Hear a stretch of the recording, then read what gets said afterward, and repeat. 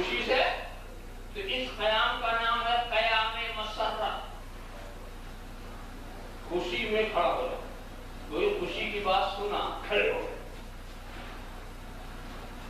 حضرت فاطمہ زہرا جب رسول کے دولت قدے پہ حاضر ہوتی تو سرکار پر سے محبت میں کھڑے ہو جاتے.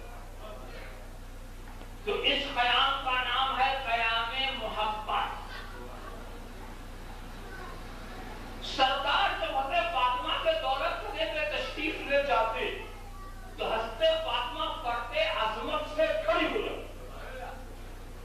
تو اس قیام کا نام ہے قیام عظمت.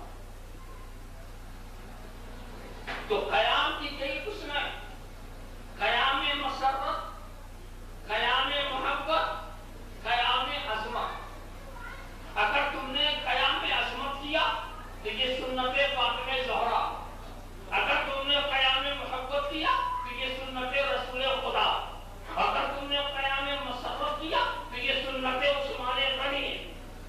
آپ کیا کریں، یہ انعام والوں کے راستے. کسی قیام کے اوپر اعتراض کرنے سے پہلے نیت قیام کو سمجھ لیں. کسی بھی قیام کے اوپر، قیام فی نفسہ ہی مباح ہے، جائز. آپ بیٹھے نا، کھڑے ہو کے چلے جائیں، کون کہے گا کہ ناجائز؟ بیٹھنا بھی جائز، اٹھ کے چلا جانا بھی جائز، دونوں جائز.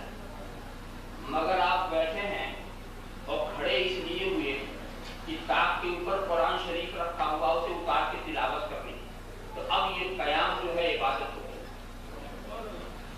اب یہ قیام کو ہوگا مستحب ہو گیا. یہ آپ قرآن اتار کر کے عبادت کی نیت سے کھڑے ہوئے.